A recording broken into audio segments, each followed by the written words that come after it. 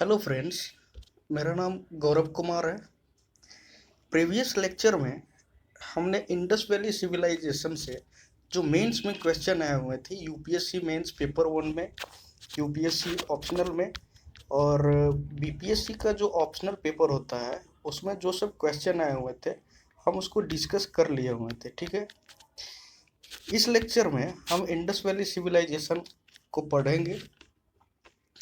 इसमें हम देखेंगे evolution of Harappa, geographical location, important sites और उस साइट्स का जो इम्पोर्टेंट एविडेंस मिले हैं उस साइट से उसको देखेंगे। टाउन प्लानिंग देखेंगे, सीटाडेल देखेंगे क्या होता है और कहाँ पे कौन से लोकेशन में सीटाडेल पाया गया था। ठीक है, ग्रेट बाथ देखेंगे, ग्रेट ग्रैंडरी देखेंगे, डोमेस्टिक आर्किटेक्चर देखेंगे, एग्रीकल्चर देखेंगे, टूल्स एंड हार्वेस्टिंग्स देखेंगे, इंडस वैली सिविलाइजेशन का स्कल्पचर देखेंगे और कल्चर देखेंगे। देखिए फ्रेंड्स, ये एग्रीकल्चर और कल्चर ये मेंस के पॉइंट ऑफ व्यू से बहुत इंपॉर्टेंट है, क्योंकि हमने प्रीवियस ईयर में देखा था कि एग्रीकल्चर और कल्चर ये दोनों से ज़्यादा क्वेश्चन पूछे हुए हैं और ज्योग्राफिकल लोकेशन और इससे इम्पोर्टेंट साइट और इट्स इम्पोर्टेंट एविडेंस इसे प्रीलिम्स में क्वेश्चन आते हैं, बीपीएससी में भी पूछा गया है और भी अदर एग्जामिनेशन में पूछे जाते हैं। तो ये लेक्चर दो पार्ट्स में होंगे। फर्स्ट पार्ट में ये स्टार्टिंग का 4 देखेंगे, evolution of Harappa, geographical location और इम्पोर्टेंट साइट्स। ये चार जो टॉपिक्स है वो फर्स्ट पार्ट में देखेंगे और बाकी का जो टॉपिक्स है वो सेकेंड पार्ट्स में कवर करेंगे। ठीक है, तो स्टार्ट करते हैं इंडस वैली सिविलाइजेशन के इंट्रोडक्शन से। देखिए, इंडस वैली सिविलाइजेशन एक ऐसी सभ्यता जिसके डिस्कवरी होने पे भारत पे जो जख्म लगा था, ठीक है, उस पर एक मरहम का काम किया इंडस वैली सिविलाइजेशन का डिस्कवरी होने के बाद। ये कैसे, सो हम बताते हैं। देखिए फ्रेंड्स, एक मिनट, जैसे देखिए ये इंडिया है, ठीक है। इंडिया में ये नॉर्थ, इधर साउथ, इधर ईस्ट, सॉरी इधर ईस्ट और इधर वेस्ट, ये जो पोर्शन है, ठीक है, वो पड़ता है इंडस वैली सिविलाइजेशन के साइट्स यहाँ पे पाए गए हैं। ठीक है, और इधर जो वेस्टर्न कंट्रीज है, ठीक है, वो लोग क्या करते थे कि इंडस वैली सिविलाइजेशन डिस्कवरी होने से पहले वेस्टर्न जो कंट्री थे, बस वो अपने आप को ही उस समय वेल कल्चर्ड और वेल सिविलाइज्ड कंट्री समझते थे। ठीक है, और इंडिया के प्रति उनका जो नज़रिया था वो ठीक नहीं था।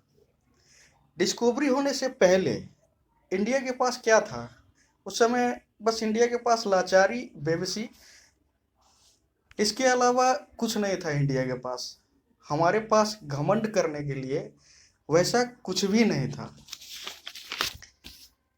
उन लोगों का घमंड टूटा इंडस वैली सिविलाइजेशन के डिस्कवरी के बाद, और एक तरह से समझिए टूटा ही नहीं बल्कि उस समय चकनाचूर हो गया, क्योंकि जिस कारण से वे लोग इंडिया को मतलब नीचा नीचा देखते थे, मतलब ग्रीन दृष्टि से देखते थे, वो कारण उसका गलत साबित हुआ, क्योंकि वो इंडिया को चूहा समझते थे और इंडिया शेर निकल गया इंडस वैली सिविलाइजेशन का आविष्कार के बाद। क्योंकि वो लोग तो खुद खुद को ही बस वेल कल्चर्ड समझते थे, इंडिया को तो कुछ समझते नहीं थे उस समय। हम इसलिए बता रहे हैं क्योंकि उस समय का जो शासन चलता था वो ब्रिटेन का था, वेस्टर्न कंट्री का था। तो उसके बाद क्या होता है कि 19th सेंचुरी में अलेक्जेंडर कनिंघम आते हैं, ठीक है, और वो बहुत सारे आर्कियोलॉजिकल एक्सकेवेशन करते हैं इंडस वैली सिविलाइजेशन पे।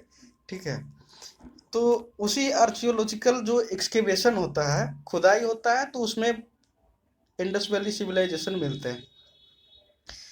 देखिए, इंडस वैली सिविलाइजेशन का नाम ये जॉन मार्शल ने रखा था, और इंडस वैली सिविलाइजेशन को ही हड़प्पन सिविलाइजेशन बोलते हैं। उसके बाद 1921 में दयाराम साहनी जी आए और वे हड़प्पा को खोज निकाले, और 1922 में मोहनजोदारो का खोज होता है। ठीक है। और अब आइए, अच्छा, एक यहाँ पर क्वेश्चन ये आता है कि जो हमारा इंडस वैली सिविलाइजेशन है, तो ये सभ्यता इंडस वैली के किनारे ही क्यों जा करके बसे? ये सभ्यता वहां से क्यों स्टार्ट हुआ? तो इसका रीजन ये है कि वहाँ का जो मिट्टी होती है, ठीक है, वो अलुवियल सॉइल है, जो कि मतलब उसमें हाई फर्टिलिटी रेट होता है, उपज बहुत ज़्यादा होता है। तो कृषि के मददगार के लिए, ठीक है, कृषि के कारण ही वो लोग वहाँ पर सेटल हो गए जा करके। ठीक है। ठीक है, अब हम लोग आते हैं इवोल्यूशन ऑफ हड़प्पा पे। ठीक है। देखिए, स्टार्टिंग में तो 1921 में दयाराम साहनी हड़प्पा को एक्सकेवेट किए, और 1922 में आर डी बनर्जी ने मोहनजोदारो को, और अभी उस समय तो 21-22 तक एक ही 2 साइट एक्सकेवेट हुए थे, और अभी के समय में 2000 से ऊपर साइट एक्सकेवेट हुए हैं।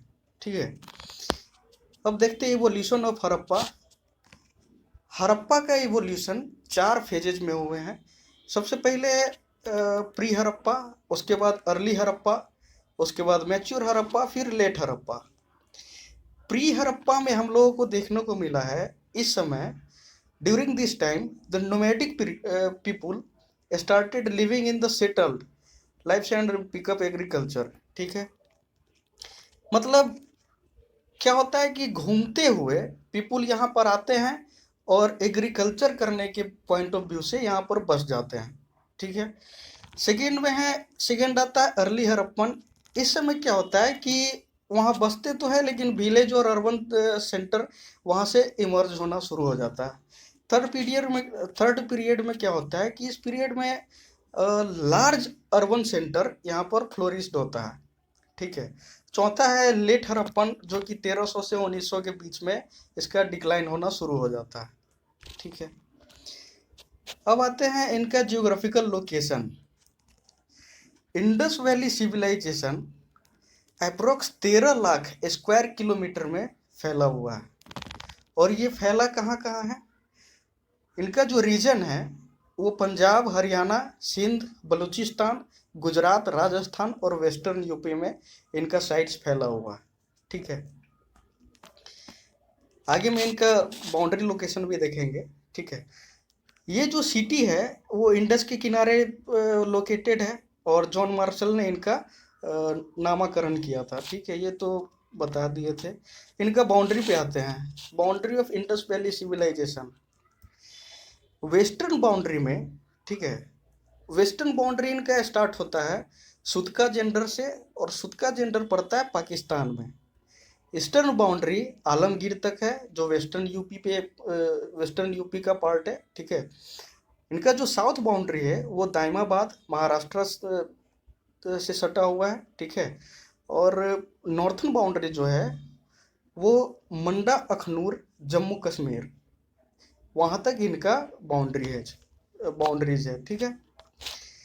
अब कुछ इम्पोर्टेंट साइट्स है, और उस साइट से जो एविडेंसेज मिले हैं उनके बारे में डिस्कस करते हैं। ठीक है। ये साइट इम्पोर्टेंट जो भी साइट्स है, वैसे तो बहुत सारा साइट्स है, लेकिन जो हमें इम्पोर्टेंट लगा उन साइट्स पे हम लोग डिस्कस करेंगे, उन साइट्स के बारे में जानेंगे। सबसे पहले हड़प्पा है। ठीक है। हड़प्पा कहाँ पे लोकेटेड है? ये मुल्तान स्टेट में लोकेटेड है, और मुल्तान पड़ता है पाकिस्तान में। यहाँ से कुछ एविडेंसेज मिले हैं। क्या एविडेंसेज मिले हैं? मिले हैं symmetric as and R37। R37 क्या है? R37 एक कब्रिस्तान में वहाँ पे पाया गया कि एक कब्रिस्तान है जो कि जहाँ पर 37% का बॉडी एक साथ मिला वहाँ पे। एक साथ उनका बॉडी पाया गया था, उसी को बोलते हैं R37। उसके बाद कॉफिन ब्यूरियल का एविडेंसेस मिले हैं वहाँ से। कॉफिन ब्यूरियल मतलब डेड बॉडी को जो रखने के लिए जो बॉक्स होता है उसको बोलते हैं coffin burial.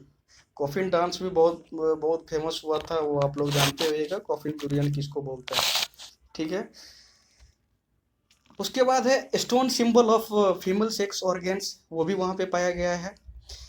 Single room barracks मतलब वहाँ पर जितना भी रूम देखने को मिला है, वहाँ पे सिंगल रूम देखने को मिला है, ठीक है।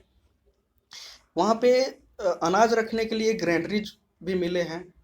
और एक ब्रॉन्ज इमेज मिला है जो कि हिरन पे डॉग का अटैकिंग देखने को मिला है वहाँ पे, उसका एक ब्रॉन्ज इमेज देखने को मिला है, ठीक है। उसके बाद हम आ जाते हैं मोहनजोदारो पे, ठीक है। मोहनजोदारो कहाँ पे पाया जाता है? ये मोहनजोदारो का लोकेशन क्या है? ये है लरकाना डिस्ट्रिक्ट, सिंध में पाए जाते हैं ये, और ये सिंध का है, पाकिस्तान में है। देखिए यहाँ पे जो पाया गया है, टेम्पल लाइक स्ट्रक्चर पाया गया है, ह्यूमन स्केलेटन हुडल टुगेदर, मतलब एक साथ बहुत सारे मानव का हड्डी पाया गया है यहाँ पे। पशुपति महादेव सील पाया गया है यहाँ पे, पशुपति महादेव का सील पाया गया है। और मदर गॉडेस का एक सील पाया गया है जिसमें मदर गॉडेस के कांख से मतलब प्लांट का ग्रो दिखाया गया है उसमें, ठीक है। उसके बाद ब्रॉन्ज डांसिंग गर्ल यहाँ से पाया गया है, great bath, great grand rich, ये सब यहाँ से पाए गए हैं मोहनजोदारो से, ठीक है। उसके बाद देखते हैं हम लोग चान्होदारो का, ठीक है। चान्होदारो कहाँ पे पाया जाता है, ये इनका लोकेशन कहाँ है? ये है सिंध स्टेट में, पाकिस्तान में, ठीक है। चान्होदारो को लैंचेशायर ऑफ इंडिया बोला जाता है, ठीक है। यहाँ पे जो सिटी पाया गया है वो विदाउट सिटाडेल पाया गया है। सिटाडेल का मतलब क्या होता है? सिटाडेल का मतलब होता है एक तरह से उठा हुआ भाग, ठीक है। अभी बस आप इतना ही समझिए, उठा हुआ भाग, इसको आगे हम डिटेल से चर्चा करेंगे जब सिटाडेल को बढ़िया से पढ़ेंगे। अभी बस इतना ही जानिए कि एक उठा हुआ पार्ट होता है, उसको सिटाडेल बोलते हैं। इसमें और मिले हैं सेल ऑर्नामेंट्स मेकर्स फैक्ट्री मिले हैं, मेटल वर्कर फैक्ट्री मिले हैं, बैंगल मेकिंग सेंटर मिले हैं, ठीक है। बैंगल मतलब चूड़ी लट्टी का बनाने का वो फैक्ट्री मिले हैं, ठीक है। उसके बाद आ जाते हैं लोथल।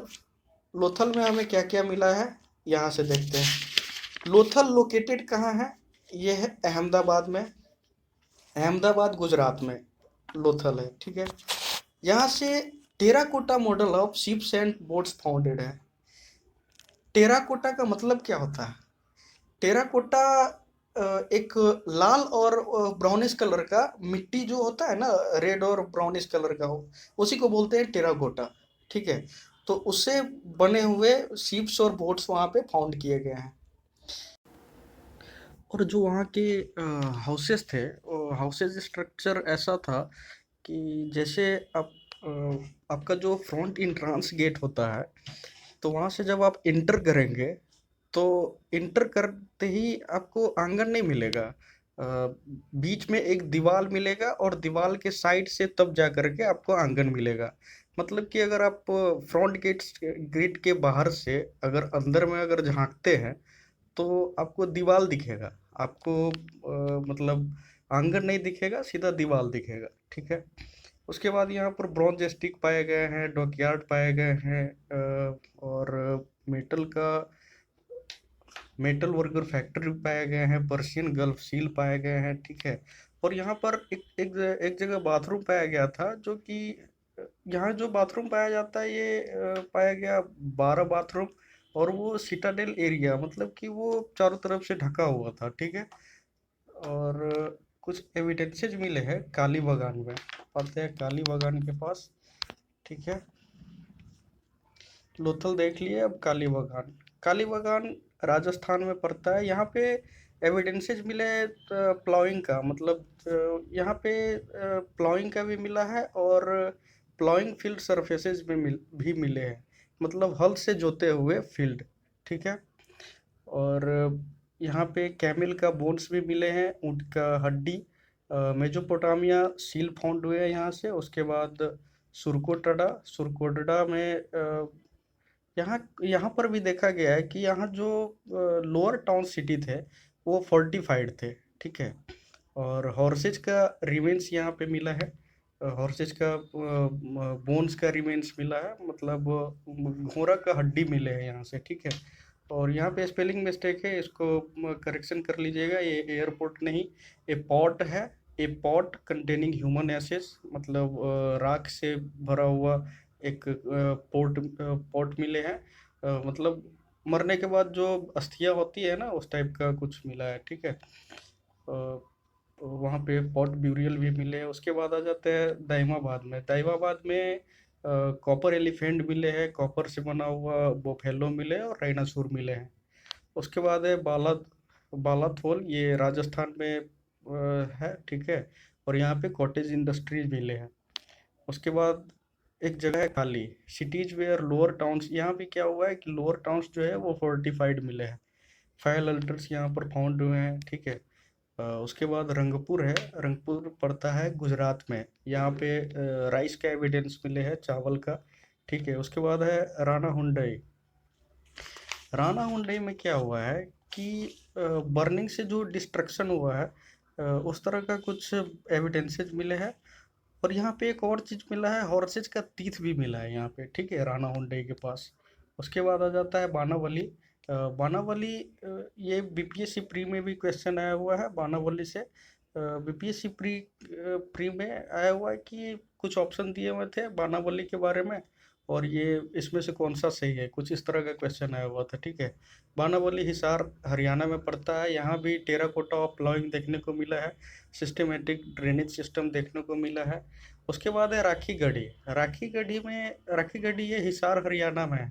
राखी गढ़ी को एक अलग से अगले क्लास में हम देखेंगे राखी गढ़ी को, क्योंकि 2014 में इसमें कुछ यहाँ पे कुछ एविडेंसेस और मिले हैं, और इस जगह को एक्सकेवेट किया गया था 2014 में। यही रीजन है कि 2014 और 15 दोनों में बीपीएस ये यूपीएससी मेंस में पेपर 1 में क्वेश्चन लगातार पूछा हुआ था 2014 और 15 में। रीजन यही है कि यहाँ से 2014 में खुदाई हुआ था, एक्सकेवेट हुआ था, ठीक है। तो क्या उसमें पाया गया, बहुत सारा चीज़ उसमें देखना है, तो उसको हम अगले लेक्चर में करते हैं राखी गढ़ी को, ठीक है। आज के लेक्चर में इतना ही। अगले लेक्चर में जो छूटा हुआ पार्ट है उसे कंप्लीट करेंगे। Thank you for watching.